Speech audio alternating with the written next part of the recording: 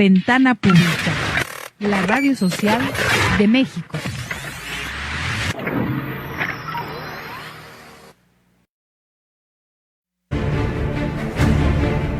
Nuestra razón de ser es la gente. Ventana Pública, la radio social de México.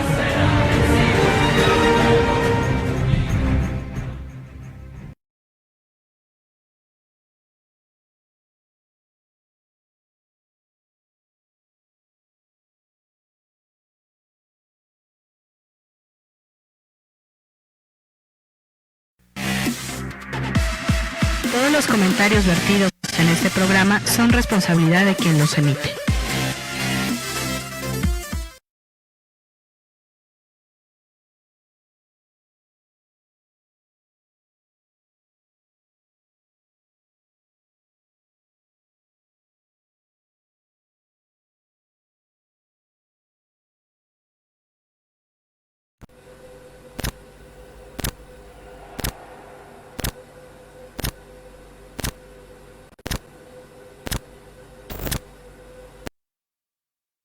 Buenas noches, queridos amigos, amigas, bienvenidos sean a Ventana Pública, la radio social de México, y a su programa Frontera Dreamers, y por supuesto agradeciendo la posibilidad de comunicarnos con ustedes, de establecer nuevamente en esta mesa de participación ciudadana los temas de su interés y muy particularmente los que nos interesa abordar desde este nuevo espacio que apenas tiene 5 emisiones el día de hoy. Estamos apenas celebrando la 5ª emisión de Frontera Dreamers y muy contentos, muy contentas de poder establecer la agenda desde México para una comunidad amplísima que nos sigue y que por supuesto nos interesa consolidar en los temas que tienen que ver con agenda migratoria, con relación bilateral México-Estados Unidos y con todo lo que se desprenda de esta nueva relación, por supuesto vinculados también al tema del nuevo gobierno allá en Estados Unidos. Agradezco por supuesto la gentileza de nuestro amigo y conductor que hoy está a distancia pero que está muy presente en esta mesa, Alejandro Rivera. ¿Me estás escuchando, Alejandro? Buenas noches, Miriam, buenas noches a todos. Muchas gracias a la audiencia de Ventana Pública por seguirnos. Muchas gracias a la producción técnica de Marcos y desde luego a Miriam. Buenas noches. Gracias a ti, Alex, que hoy a distancia acá te extrañamos, pero bueno, lo importante es estar y qué bueno que estés con nosotros, aunque no sea presencialmente. Muchas gracias.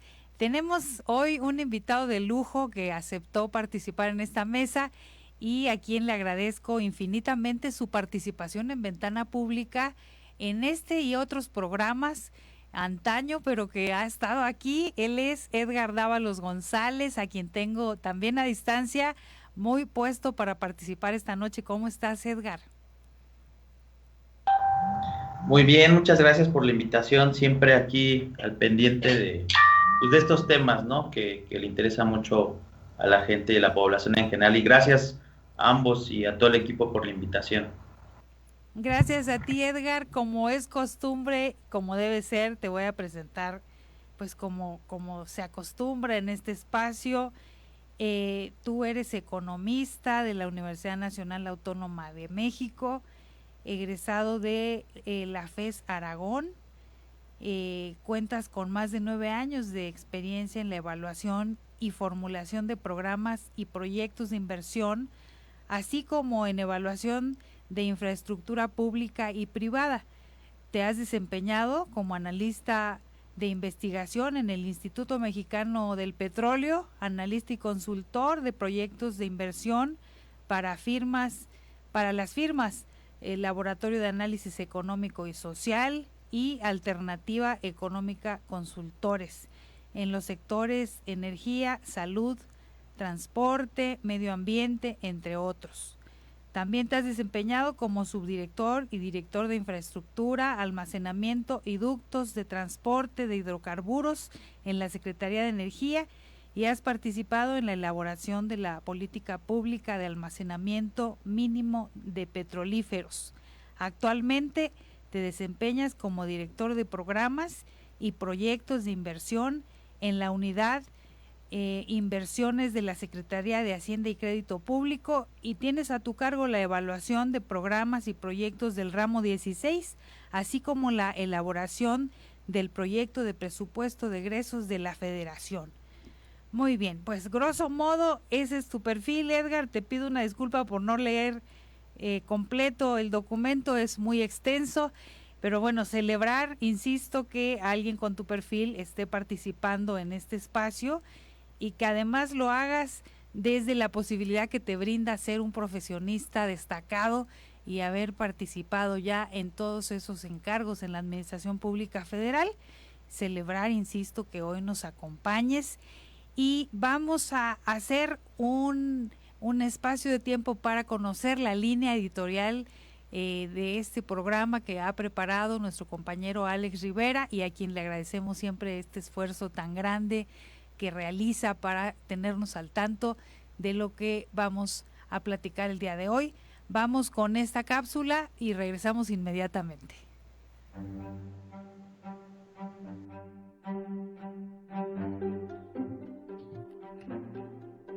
AMLO, Biden, pandemia y JP Morgan. Resumen editorial de Frontera Dreamers del 1 de marzo del 2021. Mientras el presidente Joe Biden busca desmantelar la agenda migratoria de línea dura de la última administración, propuso este lunes 1 de marzo construir una sociedad con alguien que encontró un entendimiento inesperado con Donald Trump, el presidente mexicano Andrés Manuel López Obrador. Biden y López Obrador se reunieron para una reunión bilateral virtual con la inmigración, la pandemia del coronavirus y los problemas climáticos en la agenda. Lo que se avecinaba era cómo se llevarían los dos líderes en lo que se ha convertido en una relación cada vez más complicada. López Obrador llegó a la reunión con su propia lista de prioridades, incluida la presión de Biden o a Biden para que le dé permiso a la farmacéutica Pfizer para vender la vacuna de su país producida en los Estados Unidos, algo que Canadá también ha solicitado a la Casa Blanca. Antes de la reunión, López Obrador también presentó una propuesta para un programa de visa de trabajo para inmigrantes al estilo bracero para 600,000 a 800,000 trabajadores mexicanos y centroamericanos anualmente. Cuando se le preguntó sobre la propuesta del presidente mexicano, la secretaria de prensa de la Casa Blanca, Jen Psaki, dijo que el programa bracero o la reinstitución del programa requeriría la acción del Congreso. ¿Cómo va la lucha anti-COVID en los Estados Unidos? Desde que comenzó la distribución de la vacuna, el 14 de diciembre, se han administrado más de 75 millones de dosis, alcanzando el 15% de la población total de los Estados Unidos. Según datos federales recopilados por los Centros para el Control y la Prevención de Enfermedades, Estados Unidos administra actualmente más de 1.7 millones de inyecciones al día. Johnson & Johnson ha comenzado a enviar casi 4 millones de su vacuna COVID-19 después de que la Administración de Alimentos y Medicamentos le otorgó la autorización de uso de emergencia al medicamento el sábado por la noche. Novavax esperaba la aprobación de la FDA a partir de mayo, según el CEO de la empresa. Además de los estados, el gobierno federal distribuye vacunas a 4 agencias federales, 5 territorios de Estados Unidos y 3 estados asociados libremente. Por otra parte, ¿por qué la salida de JP Morgan de México? La salida de bancos internacionales de México se debe leer como un preocupante signo de los tiempos. Este miércoles, la agencia Bloomberg informó que uno de los bancos de inversión más grandes del mundo, JP Morgan, está en proceso de cerrar sus operaciones de banca privada en México y está refiriendo a sus clientes a BBVA. JP Morgan no ha hecho un anuncio oficial sobre su partida, por lo que se desconocen las razones. Este es el segundo mercado latinoamericano del que sale desde el año pasado, cuando cerró sus operaciones en Brasil. Fuentes de BBVA México señalaron que JP Morgan ha identificado a BBVA México como el socio financiero para sus clientes actuales en el país. La banca privada patrimonial se enfoca en los clientes de alto nivel socioeconómico, dan una atención más personalizada y administran grandes carteras patrimoniales con inversiones e instrumentos financieros sofisticados. Cabe destacar que la inversión extranjera directa que ingresó al país durante el periodo de enero-septiembre del 2020 ascendió a 23 mil millones de dólares, lo que representó un desplome del 9.9% en comparación al mismo lapso del año anterior, reveló la Secretaría de Economía.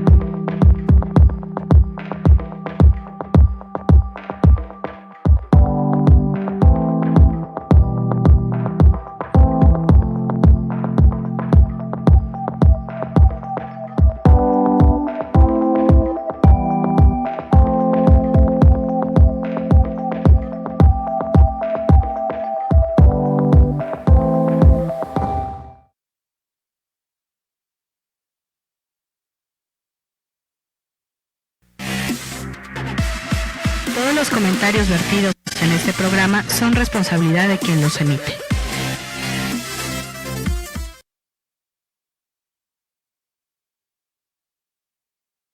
Bien, estamos de regreso, muchas gracias por permanecer con nosotros. Estamos en Frontera Dreamers y la voz es para nuestro compañero Alejandro Rivera. Muchas gracias, Miriam, Edgar. Saludos a la audiencia nuevamente. Pues hoy sostuvieron su primera reunión virtual los presidentes Biden y Joe Biden y Andrés Manuel López Obrador. Desde luego, pues una visita a distancia a través por medios similares a los que estamos ahorita. Una visita cordial donde el presidente Biden pues le afirmó a México a través de Andrés Manuel López Obrador que trataría a nuestro país como igual, ¿no? La propuesta que llevaba bajo el brazo el presidente López Obrador era pedirle a Estados Unidos que compartiera con México las dosis de Pfizer que se han envasado allá y que se están aplicando. Cabe destacar, en la parte editorial lo dijimos, es una petición que se comparte con Canadá, no es exclusiva de México. Canadá también se lo está pidiendo a los Estados Unidos.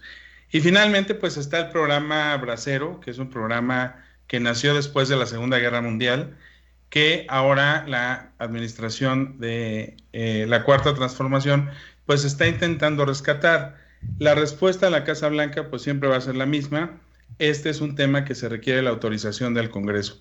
En términos generales, los medios de comunicación, tanto en los Estados Unidos, que no le dan tanta cobertura, como en México, que sí le dan más cobertura, pues señalan que fue una reunión cordial. Al final, los temas están ahí en la mesa. Pareciera que próximamente pudiera venir una invitación de Joe Biden, no se dijo, pero bueno, se rumora, al presidente Andrés Manuel, o viceversa, para que visite México. Puede ser una señal de cambios en la relación bilateral, pero al final fue meramente una reunión de cortesía. Edgar, ¿tú cómo ves el tema? Buenas noches, muchas gracias de nueva cuenta por la invitación.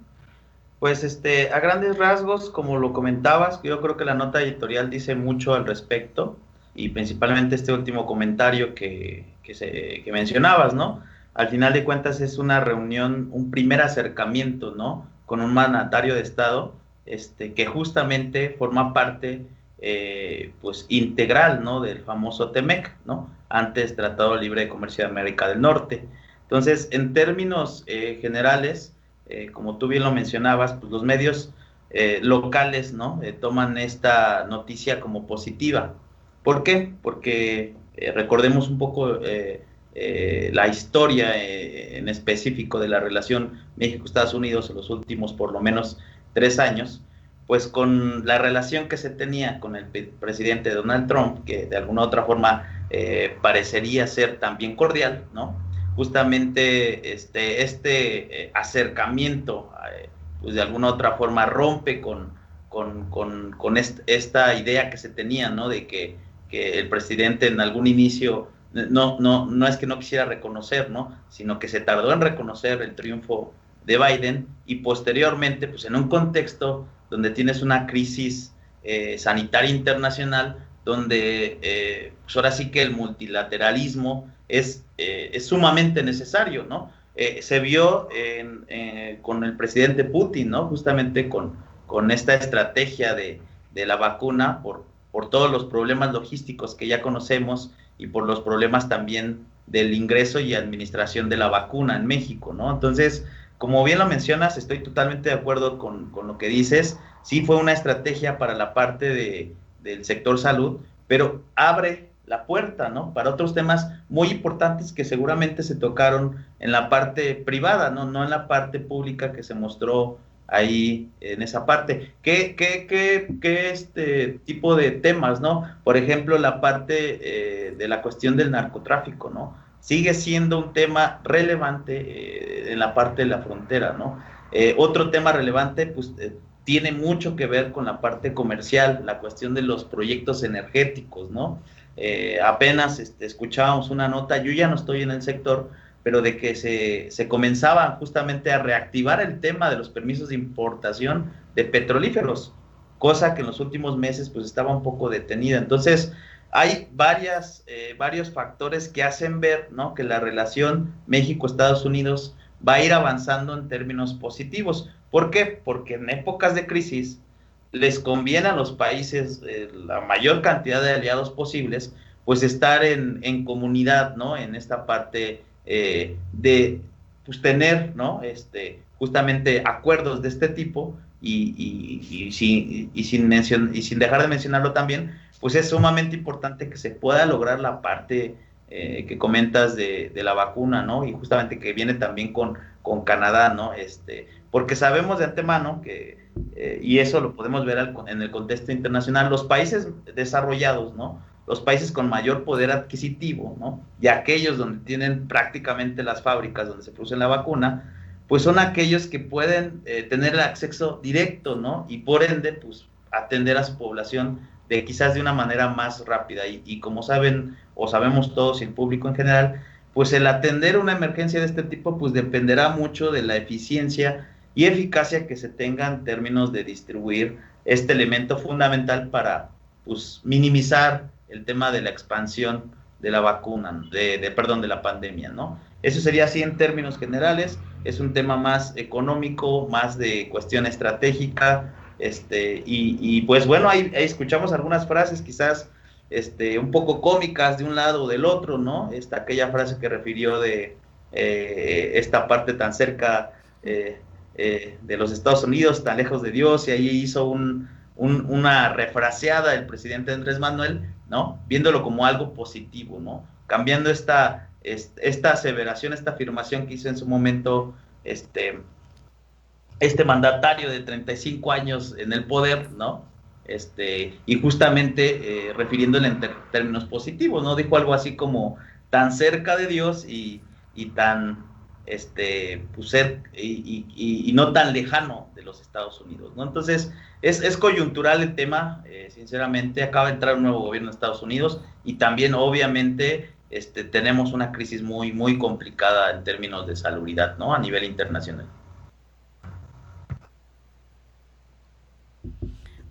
¿Comentas algo, Alex, o nos seguimos con el siguiente?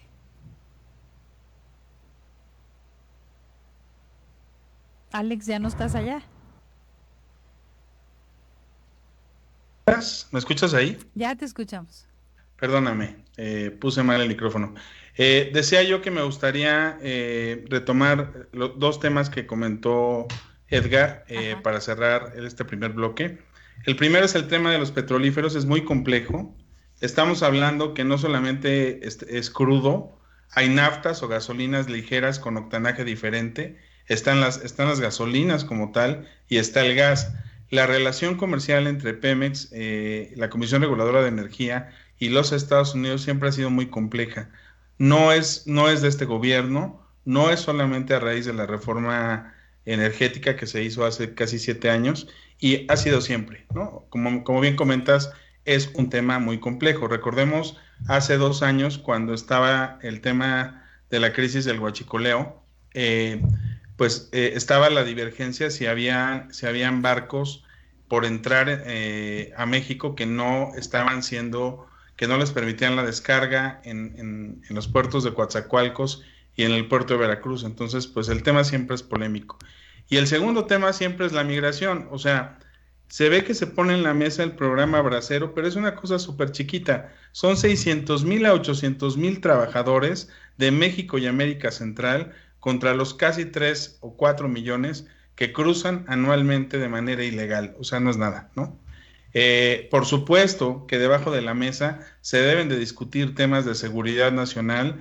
El tema que Miriam comentaba mucho en la emisión anterior, donde nosotros como México, pues nos usa Estados Unidos como tercer país, aunque no queramos, para hacer la contención de las oleadas de migrantes hacia los Estados Unidos, y al mismo tiempo, pues los gobiernos han querido, en retórica, pero no lo han hecho en la práctica, impulsar una verdadera reforma migratoria que lleva por lo menos 25 años en el tintero y no ha podido avanzar con ningún gobierno de ningún partido en los dos países. Creo que esos son los verdaderos temas de fondo, ¿no? Y que evidentemente pues no salen tanto a la luz pública, ¿no? Muy bien. ¿Tú gustas comentar algo más sobre el tema, Edgar? Sí, con gusto. Creo que estos dos temas son nodales, ¿no? Como lo dice muy bien Alex, la cadena ahora sí que la cadena de valor de los petrolíferos justamente empieza, ¿no?, con el insumo principal, que es el petróleo, y en este caso también del gas natural. Toda esta problemática que se dio justamente con los apagones, la parte de las centrales de ciclo combinado y muchos otros temas, pues tienen toda una relación directa, ¿no? Tenemos el ducto de los Ramones, que al final de cuentas es un ducto de internación que justamente alimenta muchas centrales y empresas en este sentido, ¿no? Entonces sí es sumamente relevante, no solo el reactivar la parte de los permisos de importación, sino más bien ejemplificar qué es lo que pasaría con escenarios más adversos, ¿no? En esta parte. Ahorita fue una helada, ¿no? Esas heladas pues cada año se repiten y con el calentamiento global se van a ir acrecentando. La búsqueda de alternativas de generación de energía eléctrica pues es sumamente importante. Sin embargo, también hay que destacar que en una reestructuración de la reforma energética pues se tienen que tener este tipo de dificultades, ¿no? Por un lado.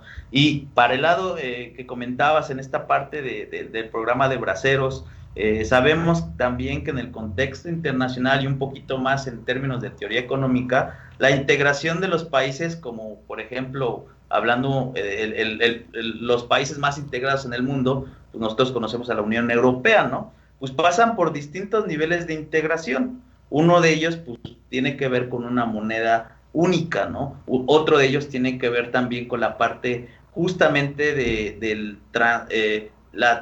ahora sí que el tránsito de la población de un país a otro sin necesidad de tener quizás una visa específica, ¿no? Esa libertad de las fronteras de cruzar de un país a otro, ¿no? Y por supuesto, ¿no?, los beneficios arancelarios que pueda resultar de esta negociación que se tengan en este tipo de regiones, ¿no? Pero ¿qué pasa en el TEMEC, ¿no? El TEMEC lamentablemente no ha abierto esa posibilidad justamente a integrar de mejor forma la parte del tránsito de personas, ni tampoco el tránsito en términos laborales, ¿no? Por múltiples razones, entre las cuales podría destacar la siguiente.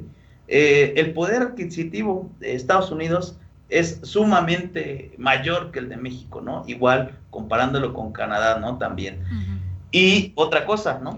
La divisa como tal, pues prácticamente hace pues evidente esta discrepancia. Entonces, este tipo de políticas tienen que ir avanzando paulatinamente. Yo lo sé que estos 25 años que comentas que está en el tintero, pues tendrá que ser un esfuerzo pues de ambas naciones y no solo eso, de los congresos de ambas naciones, que justamente estamos, creo yo, en el mejor momento para que se den pues estas circunstancias positivas y favorables. ¿Para quién? Para realmente quien arrastra el lápiz, quien está en las tierras, quien realmente realiza el trabajo en los jornales en el día a día, ¿no?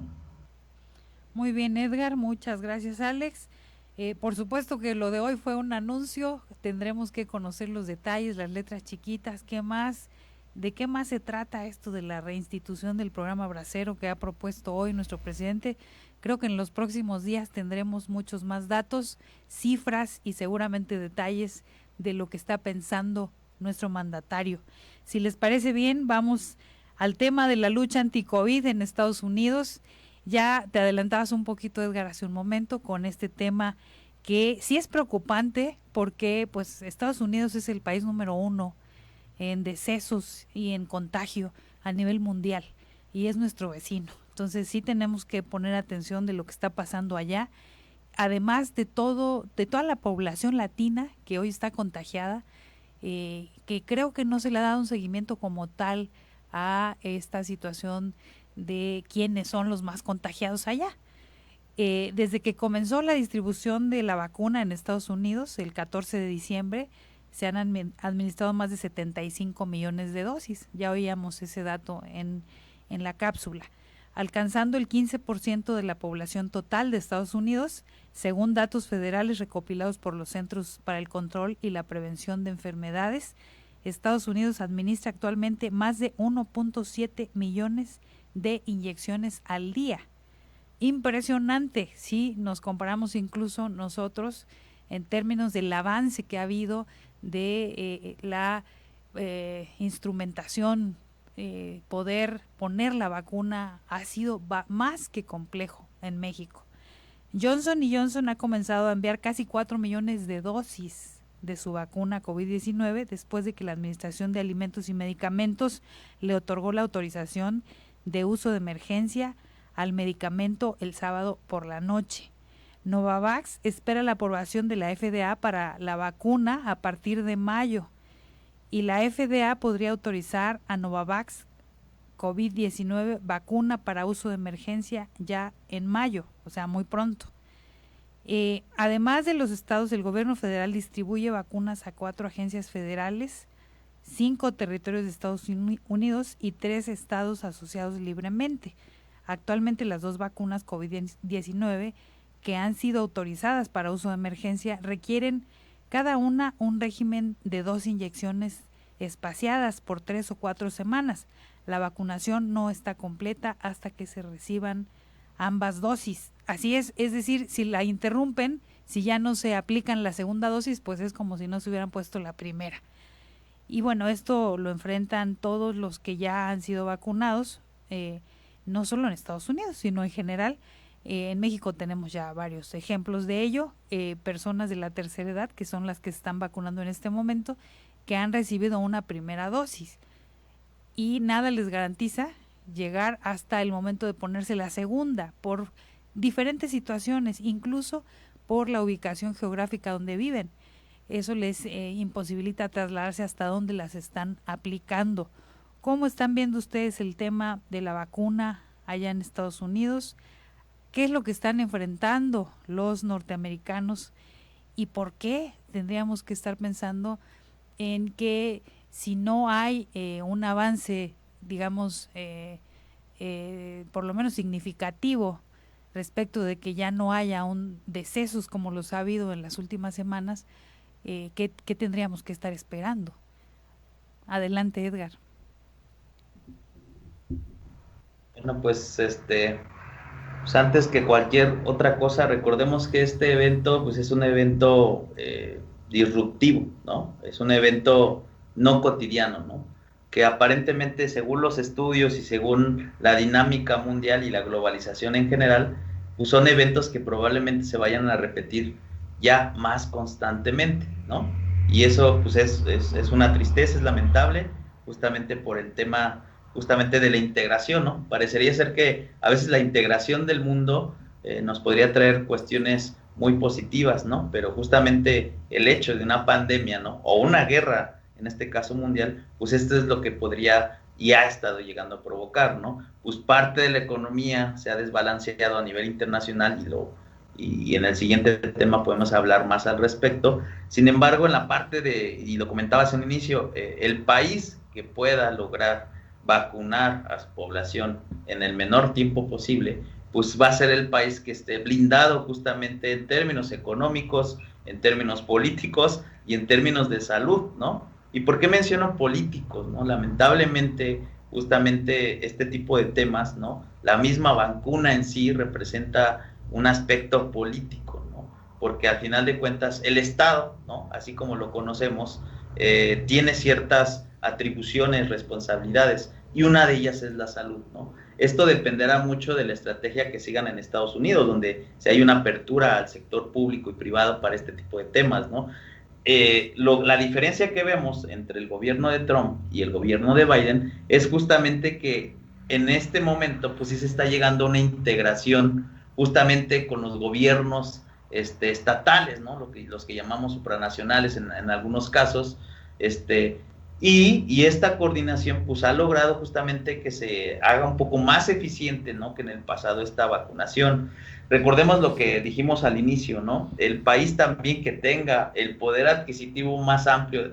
Algunos dicen que es aquellos países que llegan a acaparar, ¿no? Acapararon las vacunas porque tenían justamente a las empresas multinacionales y farmacéuticas produciendo la vacuna, pues justamente en sus territorios, ¿no? Uh-huh. Y obviamente, pues, el país que invierte, ¿no? En este tipo de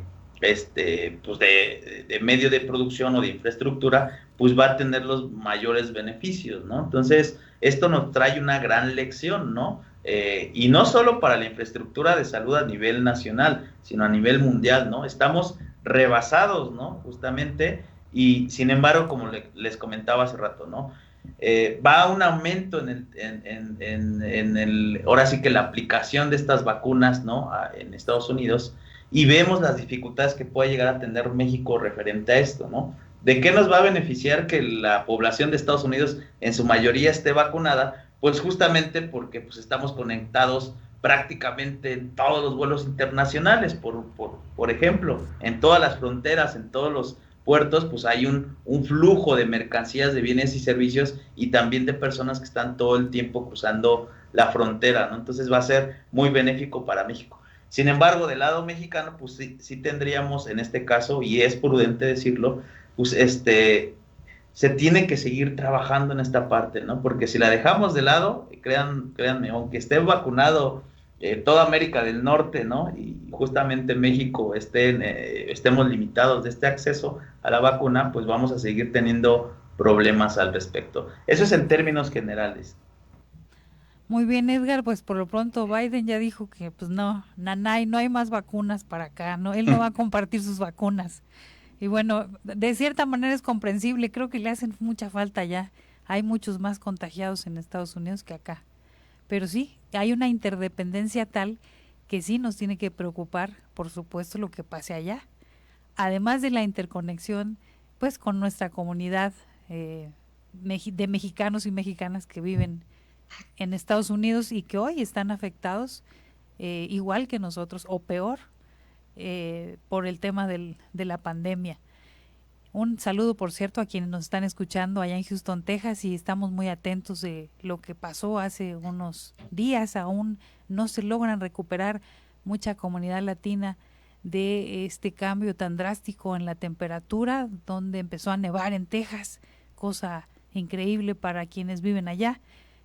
Teniendo casas donde nunca caen nevadas, pues imaginen el descontrol y el desastre que hubo por que la nieve generó, pues no solo que se obstruyeran las cañerías y los ductos de agua, sino también se vinieron abajo techos, hubo gente que murió de hipotermia y bueno, una serie de cosas que pasaron allá precisamente por el cambio climático, que poco se habla y poco se dice, pero bueno, ya tomaron acciones al respecto también la nueva administración allá en Estados Unidos. Muy bien, vamos a ir con Alex nuevamente. Él nos va a platicar el siguiente tema de esta noche. Por favor, Alex. Así es. Quisiera nada más puntualizar del tema anterior. La inversión que hizo Estados Unidos con respecto a la vacuna de Pfizer tuvo que ver con el envasado y con la logística de distribución. Claro, obviamente, pues como dice Miriam, pues sí, la acapara, ¿no? Y hay otro tema interesante, Biden lo está pronunciando, no lo está llevando a la práctica totalmente, pero sí está diciendo que la vacuna podría estar lista para migrantes que no tengan situación de estatus legal, ¿no? Sí. Y finalmente, pues está el tema logístico. En Estados Unidos, las farmacias, una farmacia de la esquina, puede aplicar la vacuna COVID. Yo creo que incorporar a la iniciativa privada, logísticamente, debería de apoyar en cualquier gobierno a acelerar la vacunación que tanta falta le hace a la población y que pues salvaría muchísimas vidas. Perdón, ese es en cuanto al segundo bloque. En cuanto al tercer bloque, pues tenemos, Miriam, Edgar, el tema de la salida de JP Morgan. Por supuesto que siempre hay dos posturas, una postura a favor del gobierno y una postura crítica a la política económica y al gobierno actual. Y el tema aquí es que la banca privada, la banca de inversión, que tiene instrumentos financieros más sofisticados, hablando de JP Morgan, anunció su salida a México y está afirmando que los clientes pasan a otra institución bancaria. Eso significa que hay una degradación en la inversión extranjera directa.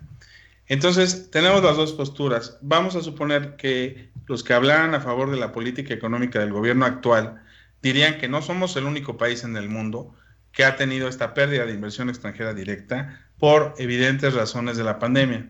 Pero la segunda es que las declaraciones, las iniciativas de ley y el ambiente de negocios en México se está degradando, porque así hay fuentes citadas, no son fuentes de reporteros, son fuentes de analistas citadas, donde están diciendo que se está degradando el clima de inversión en nuestro país. Y hoy más que nunca, después de la crisis económica de la pandemia, pues son inversiones que se necesitan. Entonces, ahí están las dos posturas. Edgar, y además, tú como economista, ¿tú cómo ves ese tema? Bueno, pues yo creo que para la mayor parte de la población es un tema complejo, ¿no? Hay que, en principio, saber diferenciar qué tipo de inversión es la que en teoría se está redistribuyendo los mercados financieros internacionales del mundo, ¿no? Por un lado tenemos la inversión extranjera directa, ¿no? Aquella que realmente tiene un impacto en la economía real, ¿no? Que realmente hace un efecto multiplicativo en todos los sectores y en las cadenas productivas. Y está, por otro lado, la famosa pues, inversión de cartera, ¿no? Esta inversión que de alguna u otra forma juega con el papel de los rendimientos, las plusvalías y minusvalías en términos del mercado financiero y los instrumentos financieros en el mercado bursátil, ¿no? Entonces, diferenciando esto, pues tendríamos que también advertir lo siguiente, ¿no? Este tipo de bancos, ¿no? Con estas características, ¿no? Generalmente lo que buscan después de una crisis de este tipo, pues es redistribuir sus inversiones, ¿no? Por múltiples razones, ¿no? Hablemos un poquito de lo que ha pasado con la tasa de referencia del Banco de México, ¿no? En los últimos meses, ¿no? Quizás en los últimos 2 años, ha tenido una baja en términos porcentuales significativa. Hoy ya lo ubicamos en un 4%, ¿no? Evidentemente todas las inversiones y tasas de interés alrededor de ella, pues van a tener un impacto, ¿no? Entonces, eso hace y ayuda a tener una redistribución en la parte de cómo invertir en una tasa de interés de un bono nacional o bien en un instrumento financiero tan sofisticado como los que construye JP Morgan, ¿no? O como los que administra en algún momento. Las notas que se han escuchado también, justamente de la semana pasada al día de hoy, pues también nos hablan de la parte de minimizar costos por JP Morgan. O sea, al final de cuentas la crisis le pega a ellos también. Tendrán que utilizar plataformas virtuales, eliminar justamente la parte de oficinas físicas, ¿no? Porque ya la parte de estar rentando oficinas, pues no es prudente para muchas de estas empresas. México no fue el primer país del cual salió JP Morgan, ¿no? Fue Brasil, el primer país latinoamericano, ¿no? Entonces, al ser el segundo país, entre México, Chile y Brasil, los países fuertes en términos económicos de Latinoamérica, pues prácticamente te da una señal, ¿no? De lo que busca JP Morgan es diversificar sus mercados quizás en el mercado local. ¿Y por qué en el mercado local estadounidense? ¿O por qué en un mercado europeo probablemente? Pues es donde se va a ver más rápido la recuperación económica, porque históricamente son países que tienen un poder adquisitivo superior al de Latinoamérica, ¿no? Eso por un lado. Por otro lado, y yo creo que con esta parte podría finalizar, recordemos mucho este concepto del capital ficticio, quizás es muy académico o muy de economía política, ¿no? El capital ficticio para varios autores, ¿no? Ejemplifica ese capital especulativo, ¿no? El capital que realmente le tiene que interesar al mexicano o al nacional tiene que ser ese que reactive la economía a través de inversiones en infraestructura real, ¿no? No en este arbitraje y especulación de activos financieros a nivel internacional, ¿no? Y lo digo por la parte de la experiencia que tiene, pues la historia más cercana que conocemos como la burbuja especulativa de 2007, 2008, y que se tradujo en la caída del Producto Interno Bruto de 6.5 en México, ¿no? Entonces, para que nos demos una idea de que justamente estas magnitudes como tal, pues llegan a ser comparables toda vez que estamos hablando de temas financieros, pero no pueden ser comparables toda vez que tenemos un contexto o una coyuntura donde hay una pandemia, y eso de verdad, dentro de cualquier discusión, no tenemos que quitarlo del análisis y de la esfera justamente de los puntos de vista que se pudieran llegar a vertir. ¿Por qué razón? Porque si tú quitas la pandemia, ¿no? Obviamente la dinámica económica que hubiesen traído los proyectos de infraestructura promovidos por el gobierno de la República, pues tendría otro impacto totalmente distinto, ¿no? Entonces, por ahí va el tema, y hasta ahí sería mi pequeña aportación. Alex, ¿quieres agregar algo? Sí, sí, quisiera yo agregar algo con relación a los comentarios bastante atinados de Edgar. El primero es que, evidentemente, bueno, quitando de lado que el tema de la pandemia atañe a todos los países, afecta a todas las economías. También es cierto que la política de Banco de México en temas de la tasa de interés ha sido muy responsable, ¿no? Creo que eso permite la estabilidad en cuanto al déficit de cuenta corriente y al déficit fiscal que mantiene México. La pregunta, quitando esas variables, tanto las técnicas de política monetaria del Banco Central y quitando las variables de la pandemia, también tendría que ser qué tanto, y no solo el gobierno, o sea, porque a veces parece que solamente el gobierno es el que tiene la culpa o el que tiene el mérito. Es una pregunta un poco más abierta, ¿no? Hacia toda la sociedad, hacia la cúpula empresarial, las cámaras de comercio, las universidades. ¿Qué tanto como país estamos siendo atractivos para la inversión extranjera directa? Y los factores pueden ser tan amplios como la seguridad pública, como la infraestructura en las localidades, los incentivos fiscales, la vinculación universitaria, el desarrollo tecnológico, la innovación, la creación de patentes. O sea, es muy complejo y puede ser muy vasto. Y el reto que nosotros tenemos como país, insisto, no solamente para la administración actual, que lo tiene porque tiene la responsabilidad de la política económica, pero además nosotros como país, ¿cómo vamos a lograr hacer más atractivo a México? Y voy a conectarlo con un tema que comentó Edgar al principio en el primer bloque, si no mal recuerdo, cómo nos volvemos más competitivos en la integración de América del Norte, cómo vemos más allá de la coyuntura, en probablemente 24 meses o más ya haya pasado los efectos económicos, esperemos, graves de la pandemia, pero después de eso, ¿qué viene? ¿Hacia dónde va México y cómo aprovechar el potencial enorme que tiene la economía de este país? Ese sería mi comentario. ¿Algún comentario tuyo, Edgar? Sí, yo creo que sí, para finalizar este bloque, y también la verdad me ha gustado mucho las intervenciones y las notas que se han expresado en este programa. Algo que me llama mucho la atención y siempre me ha llamado la atención es que este contexto es histórico, ¿no? Recordemos en esas clases de preparatoria o de economía que teníamos algunos compañeros, ¿no? O en la experiencia de algunos otros compañeros que cruzaban del otro lado, ¿no? De alguna otra forma, pues esas condiciones en las cuales se dan los intercambios comerciales a nivel internacional. México, en algún momento de su economía, pues resultó ser un país que exportaba materias primas, ¿no?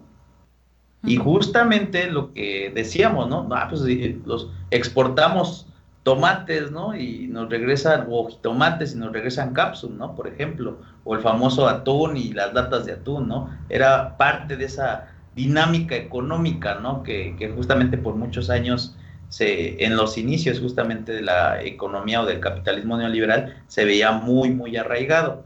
Sin embargo, este juego de los países y las ventajas comparativas, competitivas y hasta las ventajas absolutas de autores expresados clásicos como David Ricardo y Adam Smith y Joan Stuart Mill, pues ellos pues prácticamente marcaban las bases para decir, pues el mundo tiene que tener una distribución internacional del trabajo, ¿no? Y lamentablemente algunos países se tendrán que dedicar a ensamblar y otros a producir piezas para viajar al espacio exterior, ¿no? Y ese es el papel que lamentablemente a nivel globalización económica, pues ha jugado México.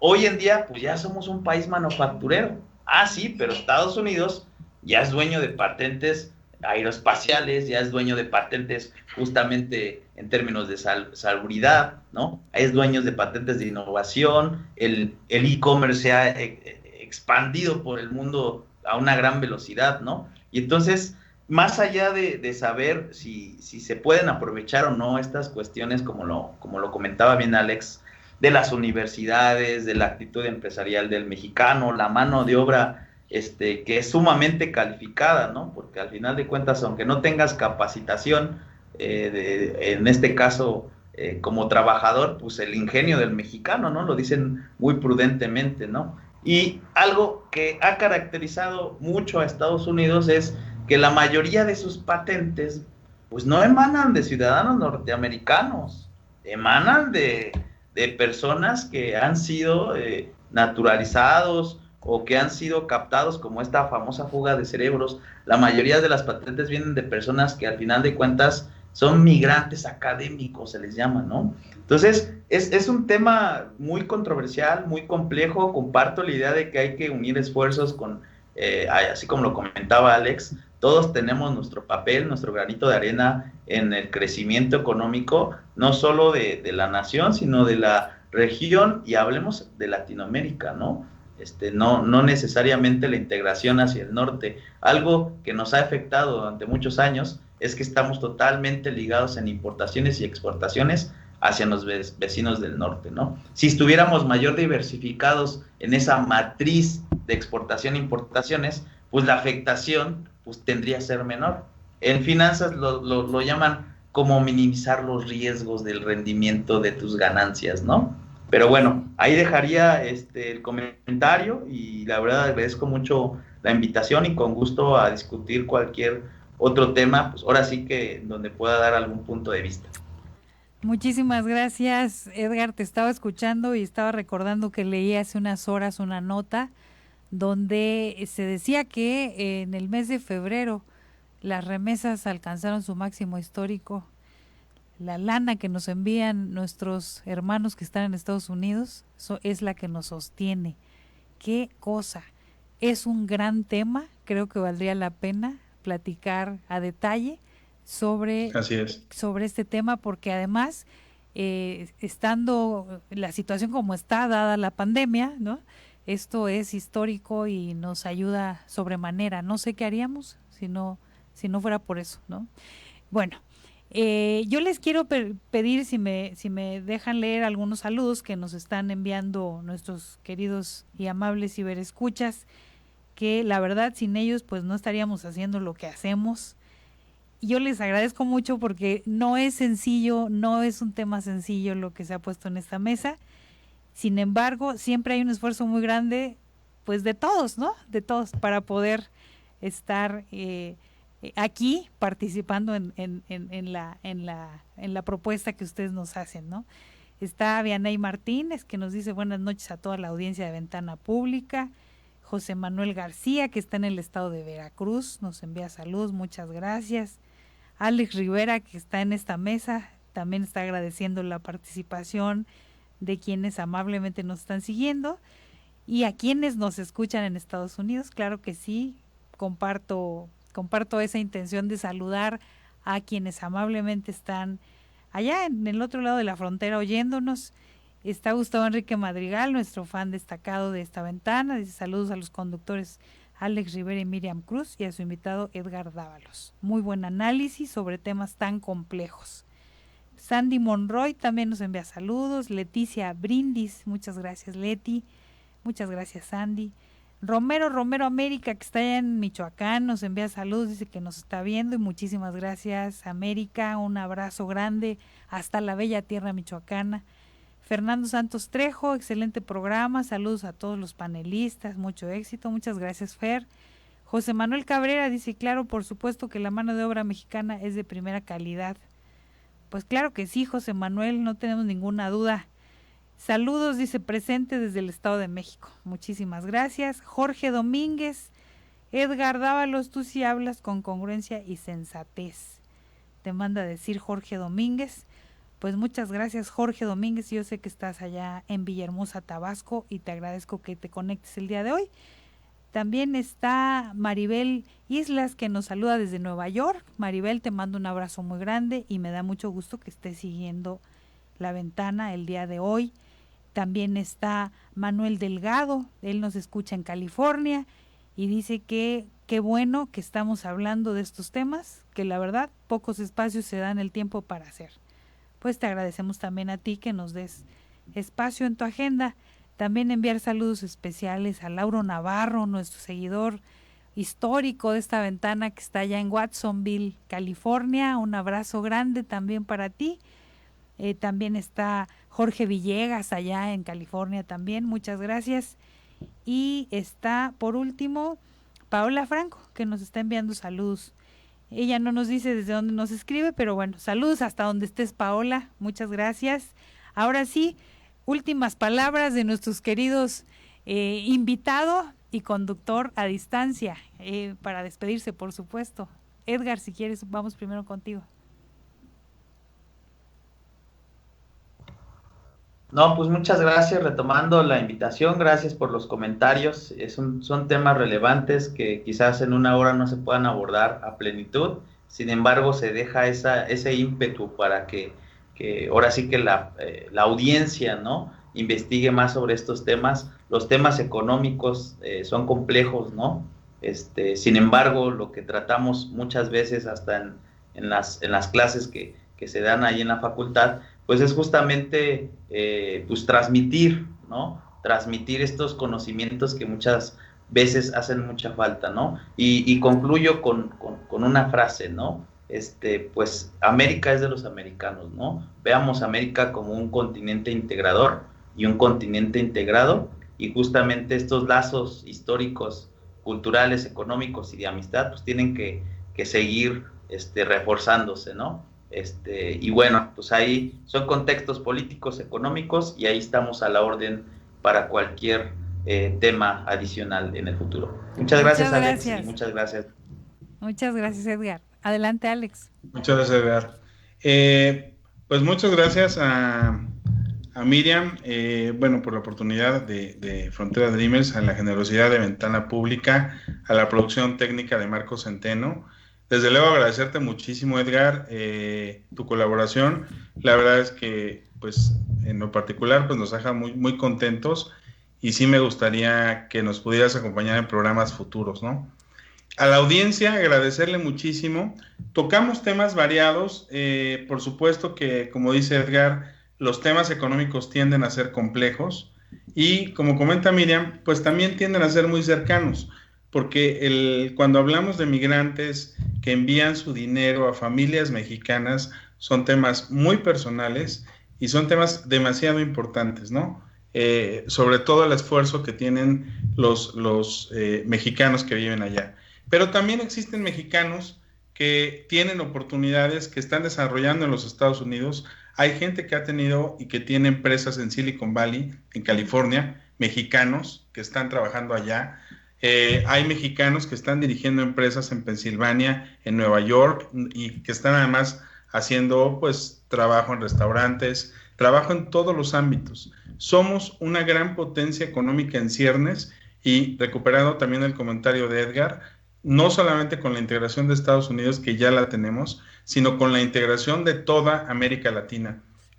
Sigo pensando, y bueno, no es una idea propia, es una idea que se ha compartido durante varias décadas, que el futuro económico del mundo en buena medida está en este país, está en esta región y está en este continente. Tenemos una gran oportunidad para sacar adelante a México hoy más que nunca, después de esta crisis económica que estamos viviendo. Con eso terminaría. Muchísimas gracias, Alex. Como siempre, pues muy ilustrativo tu comentario y tu aportación en este espacio. Nuevamente me despido de Edgar Dávalos, teniendo el gusto de invitarlo para futuras emisiones, por supuesto, esperando que nos acepte la invitación.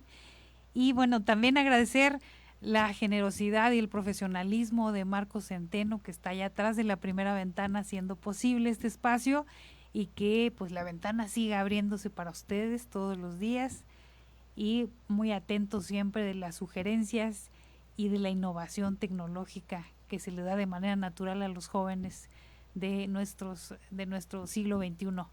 Muchas gracias a ustedes que han hecho posible este espacio el día de hoy, Frontera Dreamers. Esta fue la 5ª emisión, pues nos vamos a encontrar en 8 días nuevamente con temas de su interés, pero mucho antes, el miércoles de esta semana, nos vemos en Hablemos de Realidades con una servidora a las 8 de la noche. Recuerden que estamos en el mes que lleva de manera natural implícito el tema de la mujer, porque el 8 de marzo es el Día Internacional de la Mujer, y vamos a hacer una Frontera Dreamers con visión y perspectiva de género. ¿Qué les parece? Así es de que aquí los esperamos el día miércoles a las 8 de la noche en Hablemos de Realidades con una servidora y muchas invitadas, y también el siguiente lunes con una Frontera Dreamers de mujeres. Les agradezco mucho, como siempre, que nos acompañen. Yo soy Miriam Cruz y para mí ha sido un honor encontrarme nuevamente al habla con ustedes y ante los micrófonos de La Ventana Pública, la Radio Social de México. Hasta la próxima. Hasta pronto. Ventana Pública, la Radio Social de México.